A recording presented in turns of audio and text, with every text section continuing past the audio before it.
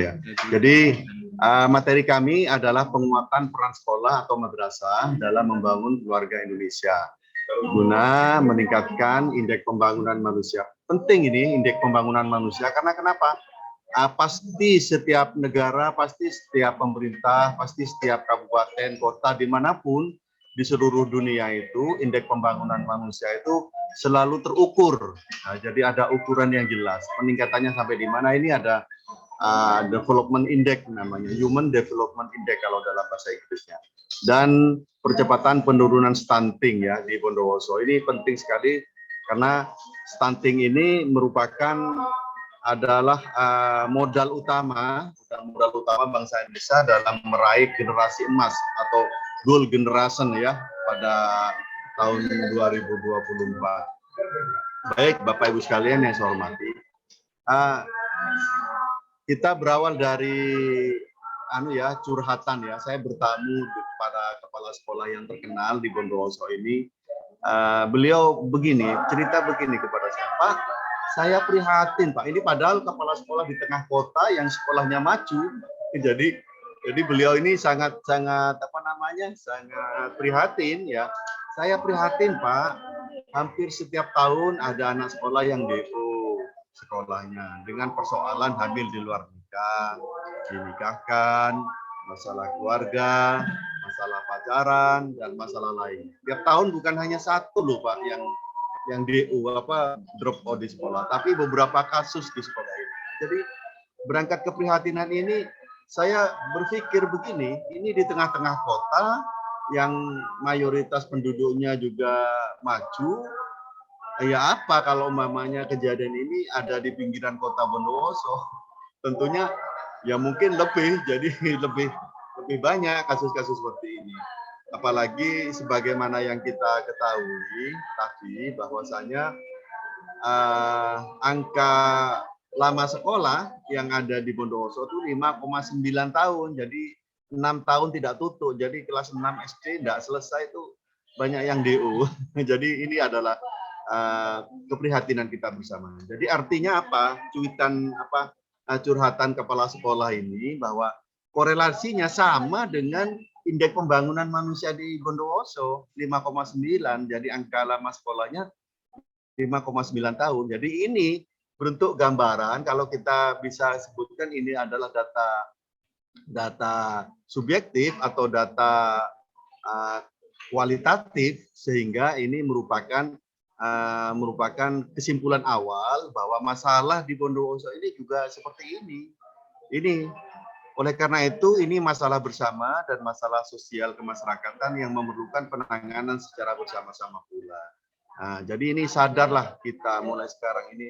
Oh ternyata kasus-kasus di sekolah itu banyak yang DO. Oh ada banyak masalah. Ditunangkan orang tuanya sudah DO, sudah drop out. Ini harus kita pahami, harus kita tanamkan kepada mindset kita bersama-sama bahwa ini adalah masalah kita bersama-sama dan masalah sosial.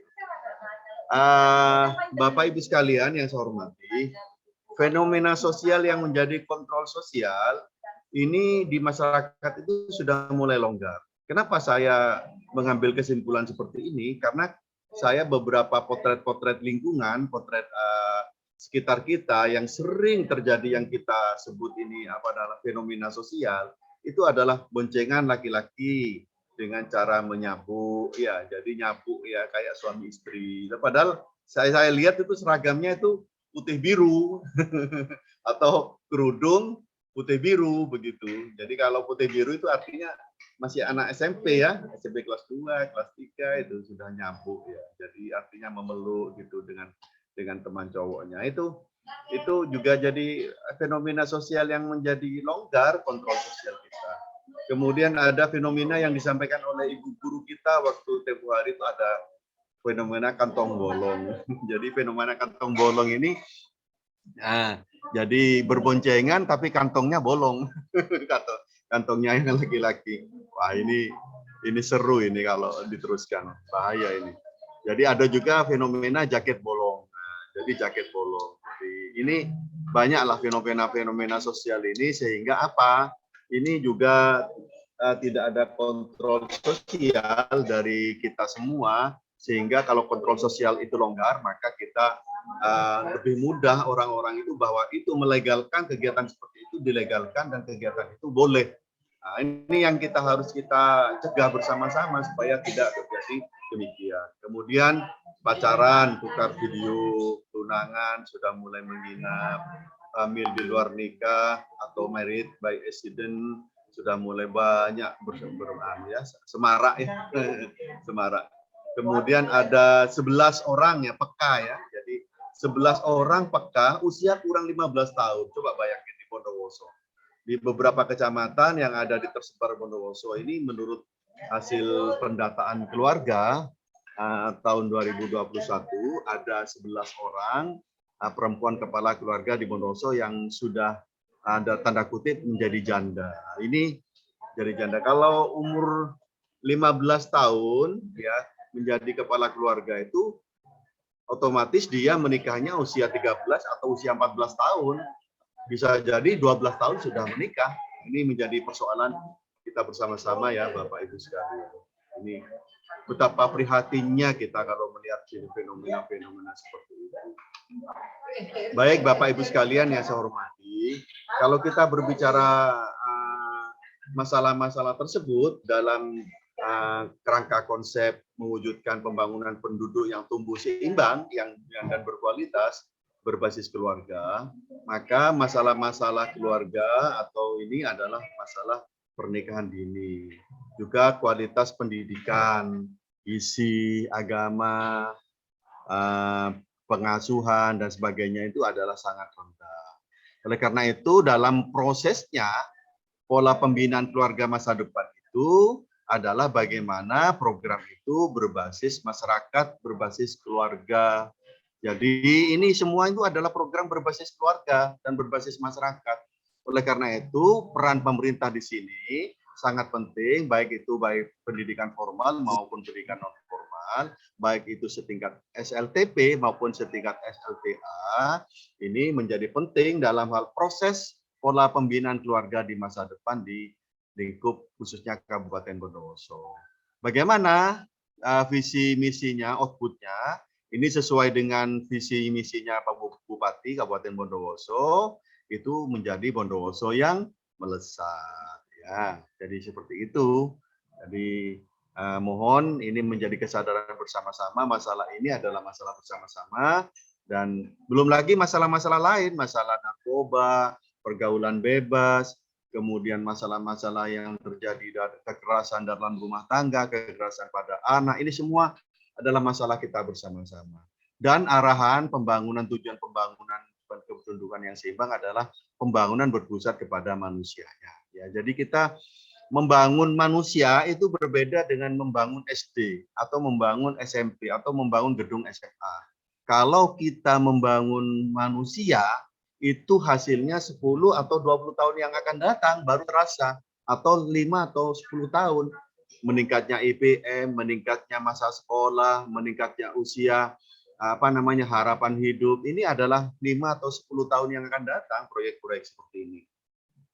Oleh karena itu, kalau kita membangun SMP, gedung MTS, tahun ini dibangun, tahun ini bisa kelihatan. Ada lantai 3, ada lantai 4, gedung aulanya bagus, baru. Nah, ini merupakan bedanya membangun manusia atau membangun SDM itu berbeda dengan membangun fisik. Nah, jadi Pak, sekolah saya tuh gimana? Saya tuturi sekarang itu masih diulang lagi anak itu sekolah, bolos. Dituturi sekarang anak itu masih suka pacaran, masih suka nonton video porno, masih suka begini, masih suka begini. Ini memang yang kita bangun itu adalah pembangunan manusianya. Kita sadar ini bahwa ini adalah tanggung jawab kita membangun manusia yang memang berpusat kepada manusia, berpusat kepada SDM. Ya hasilnya nanti 1 tahun, 2 tahun, 3 tahun, atau 10 tahun yang akan datang. Bukankah kita sadar bahwa pembangunan keluarga berencana itu pada sekitar tahun 75 atau 70-an itu baru terasa sekarang, pengendalian penduduk bisa terkendali ini sekarang baru terasa penduduk penduduk Bondowoso, penduduk Jawa Timur, penduduk Indonesia itu tidak padat, artinya seimbang antara pertumbuhan penduduk dengan pertumbuhan ekonominya dan pertumbuhan pembangunan lainnya. Ini baru terasa sekarang ya, jadi efek ber-KB yang mulai ditanamkan mulai zamannya Pak Haryono Suyono ya, waktu itu ya, Pak Haryono Suyono, kemudian banyak ya penggagas-penggagas pembangunan kependudukan tempo dulu itu ya hasilnya ya sekarang bisa dirasakan sekarang. Jadi 20 tahun atau 30 tahun yang akan datang baru terasa. Ini sama dengan membangun karakter masyarakat kita, membangun siswa-siswa kita ini baru terasa 10 atau 20 tahun yang akan datang. Baik, saya kira ini saya lewatkan saja. Nah, ini Bapak Ibu sekalian yang saya hormati, betapa tingginya indeks Human Development Index pada tahun 2019 untuk Indonesia itu ya nasional ini 71,92 ya. Bondowoso bagaimana? Ah, ini Bondowoso ya. Jadi jauh antara Bondowoso dengan jangankan Indonesia dengan Jawa Timur aja sudah terasa. Tadi Pak Thomas sudah bilang, sudah memaparkan bahwa Bondowoso saja ini dengan Jawa Timur bedanya jauh ya. Jadi jangan ya. Kita kalau bedakan itu jangan bedakan dengan Surabaya, bedakan dengan Madiun atau Tegal. Maaf Pak Untung, interupsi sebentar untuk materi, untuk slide-nya tidak berjalan. Oh iya, sebentar.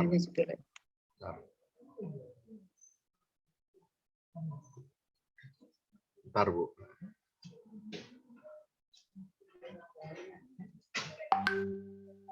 Bisa, Bu? Oke, siap. Bisa. Alhamdulillah. Nah, baik Bapak Ibu sekalian yang saya hormati, masalah-masalah pembangunan keluarga ini, masalah pembangunan siswa, pembangunan penduduk atau SDM ini adalah masalah-masalah kita bersama. Coba bayangkan, bandingkan. Ini angka harapan hidup. AHH ini angka harapan hidup. Ini Bondowoso 66,7%. Jadi sangat-sangat rendah dibandingkan dengan Jawa Timur maupun di nasional. Nah, kalau nasional ini. Ya. Jadi ini apa predisposisi dari angka harapan hidup ini mungkin juga akses dari pendidikannya, akses dari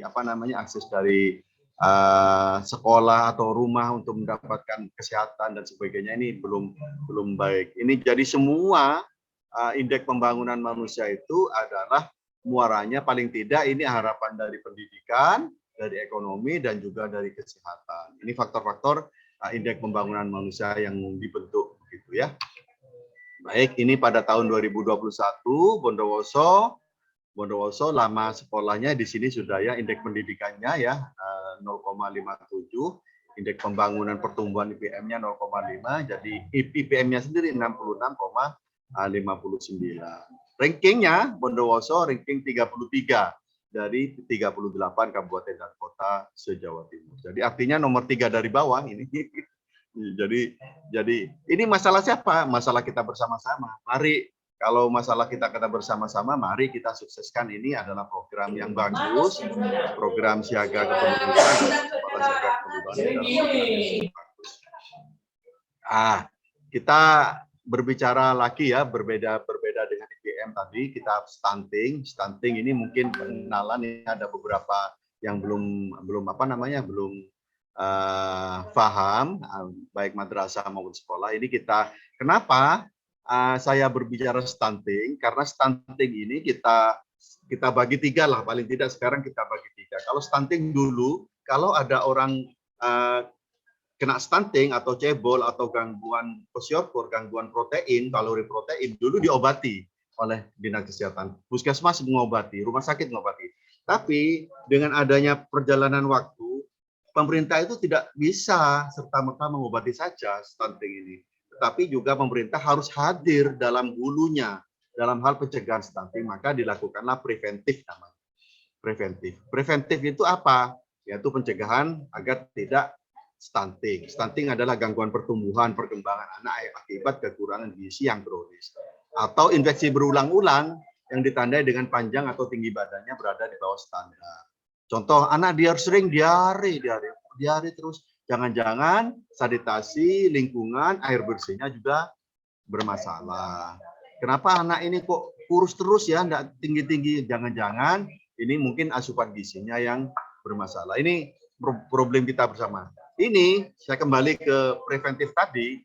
Jadi kalau kita bukan hanya berbicara pada program kuratif atau mengobati apabila terjadi stunting, tetapi juga ada program preventif. Nah, preventifnya itu adalah dicegah. Jadi jika jangan sampai anak atau remaja itu mengalami anemia atau kekurangan sel darah merah.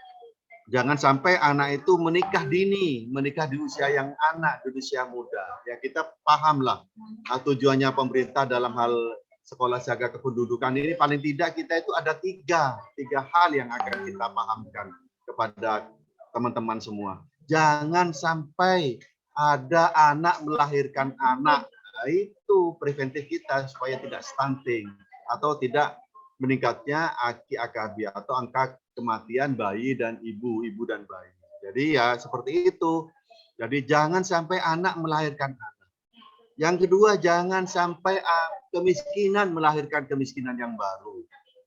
Yang ketiga adalah jangan sampai kebodohan melahirkan kebodohan yang baru. Ini jangan sampai anaknya orang tuanya sudah tidak lulus SD, anaknya paling tidak lulus SMA.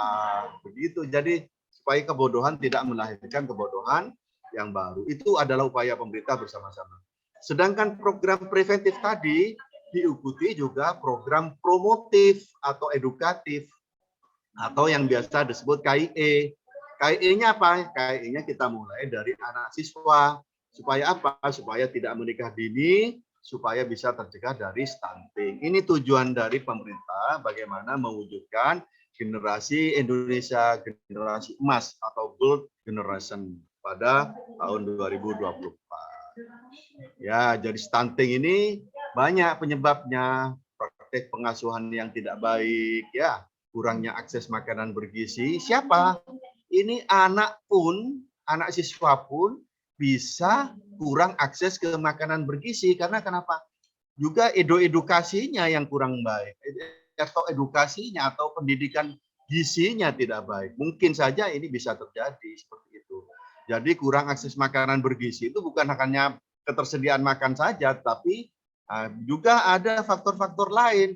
Anak itu senang ke rasa-rasa, ciki-ciki, milidi, tik-tik itu, aduh, sekarang itu di desa, di wilayah-wilayah itu banyak yang seperti itu. Jadi mohon nanti juga edukasi masalah gizi, edukasi masalah-masalah lain-lain ini wajib lah hukumnya dari sekolah itu mengedukasi bagaimana makanan-makanan itu bisa baik, bergizi baik. Kemudian masalah lainnya adalah terbatasnya pelayanan, kurang aksesnya air bersih dan sanitasi. Ini kenapa anak itu sering diare mungkin akses ke air bersih dan sanitasinya jelek. Ini contoh-contoh kasus dan mulai dari sekolah lah, paling tidak di sekolah itu akses air bersih, akses pada makanan bergizinya, praktek kepengasuhan yang baik itu sudah mulai diajarkan sejak ini agar kenapa? Agar nanti menjadi manusia-manusia yang tidak stunting lagi. Kasus stunting di Bondowoso ini Bapak Ibu sekalian, menurut Riskesdas tahun 2018 39,7%. Jadi kemungkinan kalau dari 100 anak ini ada 39 anak yang cebol atau yang kerdil di Bondowoso. Kemudian juga GBI ya, jadi ya, gizi survei gizi itu 37,22%. Jadi kebijakan BKKBN sudah jelas ya, jadi termasuk diantaranya memperbaiki sarana prasarana menurunkan prevalensi stunting. Siapa tujuan menurunkan prevalensi stunting? Ya tujuan kita bersama-sama, mulai dari sekolah ya, memberikan edukasi ya. Jadi edukasi ya, sebagaimana Pak Jokowi 14% pada tahun 2024, 23 ini sudah bisa 14% seluruh Indonesia. Baik Bapak Ibu sekalian yang saya hormati, saya sebut di sini ada existing AKI Bondowoso, jadi angka kematian ibu dan angka kematian bayi di Bondowoso. Kita sempat pada tahun 2018, 2019, angka kematian bayi di Bondowoso itu tertinggi se-Jawa Timur ini pada kasus. Tetapi pada tahun 2021 kita alhamdulillah di Jawa Timur itu meskipun tinggi, Bondowoso di Jawa Timur masih ranking kelima di Jawa Timur. Kemudian untuk usia anak menikah, idealnya berapa sih anak usia menikah? Kalau menurut penelitian dari Kementerian Kesehatan maupun BKKBN, itu usia menikah idealnya untuk perempuan, usia anaknya 21 tahun, untuk laki-laki 25 tahun. Tetapi kenyataannya pada Undang-Undang Nomor 16 tentang perubahan atas Undang-Undang Nomor 1 Tahun 74 tentang perkawinan, itu usianya adalah 19 tahun. Kalau kurang 19 tahun gimana menikah? Bisa menikah asalkan dengan dispensasi dan prosedur yang rumit, yang panjang melalui pengadilan agama di Bondowoso. Jadi ini ya Bapak Ibu sekalian yang saya hormati tentang saya sedikit banyak berbicara kepada existing pernikahan dini atau pernikahan di usia kurang dari 20 tahun. Di Bondowoso ini pernikahan dininya Pak, untuk waktu kurang 5 menit. Oh ya baik, terima kasih ya, saking semangatnya ya. Mungkin saya loncati yang penting-penting ya. Jadi di Bondowoso ini naik turun ya Bapak Ibu sekalian. Jadi mulai tahun 2018 sampai terakhir tahun 2021 ini naik lagi angka pernikahan dininya di Bondowoso. Nah, ini menjadi perhatian kita bersama-sama ini. Jadi masalah kita bersama-sama. Saya sebut ya, mungkin yang dari Cermi ada di sini, yang dari Cermi, Bapak Ibu sekalian. Ada. Di tahun 2018 di 17 di Cermendu ada 55,5% menikah di usia muda atau usia dini. Nah, ini sangat prihatin ya. Rata-ratanya waktu itu 41 ya. Binakal, Ijen, kemudian juga Tamanan, Maisan ini rata-ratanya di atas 40 atau 50% menikahnya di usia dini. Ya. Jadi pada usia 18 ya, pada tahun 2018 juga demikian tingginya ya. Jadi angka pernikahan dini di Bondowoso itu sangat tinggi sekali ya dibandingkan. Coba bayangkan ya, mungkin data ini belum SMP atau SMA ya, setingkat SLTP, madrasah, MTS atau juga SMP ini sangat-sangat tinggi sekali pada tahun 19 ini angka pernikahan. Yang paling tinggi ini di Telogosari. Ada yang di Telogosari nggih Bapak Ibu sekalian? Tahun 2019. Binakal ada, yang Pakem ada. Cermi juga. Nah, Cermi 50. Jadi di atas 50% ya. Nah, jadi pernikahan dininya. Kemudian pada tahun 2020. Nah, ini pun demikian tahun 2021 data terbaru 33,1% ya kita ya. Jadi ada yang tinggi ini Telogosari 50%, Sukosari 50% dari pernikahan, seluruh pernikahan. Kalau kita bandingkan Bapak Ibu sekalian dengan angka perceraian, hampir bisa dipastikan kalau pernikahannya dini, perceraiannya juga tinggi, perceraiannya tinggi. Contoh Kelabang. Kelabang angka pernikahannya dininya tinggi, angka perceraian juga tinggi. Jadi sebanding dengan apa yang terjadi di lapangan. Ini adalah head to head ya, kalau adu kepala ya, adu banteng katanya orang ini adalah adu banteng. Ini ada tentang pernikahan dini dengan kekerasan. Mungkin itu Bapak Ibu sekalian menilik dari kegiatan-kegiatan ini, kegiatan sekolah atau madrasah Saga Kependudukan, ini adalah tanggung jawab kita bersama-sama. Bagaimana anak kita itu ke depannya, untuk bisa mengenyam, paling tidak mengenyam pendidikan yang lebih tinggi lah, satu tingkat dari sekolah atau binaannya panjenengan semua. Paling tidak satu. Kalau SMP, usahakan sekolah SMA anak, sekolah SMK anak, sekolah mana begitu. Jadi paling tidak seperti itu. Kalau SMA atau SMK atau MAN atau madrasah aliyah bisa satu tingkat lah. Kamu kuliah lagi, ini kan usianya nanti 21 tahun menikah ini untuk perempuan. Nah, ini bisa mengedukasi seperti itu. Paling tidak contoh-contoh seperti itulah yang kami harapkan di dalam kurikulum yang terintegrasi nantinya. Mudah-mudahan dengan kesadaran kita bersama-sama tentang adanya masalah-masalah kependudukan, masalah urbanisasi, masalah migrasi, masalah masalah sosial ekonomi, ketimpangan, orang desa senangnya bekerja di kota, tidak memberdayakan di masyarakat desanya, memberdayakan lingkungan, memberdayakan petaninya, itu adalah problem-problem tersendiri pada kita semua. Oleh karena itu, mari saya mengajak lewat forum ini kita lebih awareness, lebih paham, lebih memahami bahwa masalah-masalah lingkungan adalah masalah kita bersama-sama. Mungkin itu saja, Bu Moderator. Waktunya kami kembalikan kepada Bu Moderator. Silakan.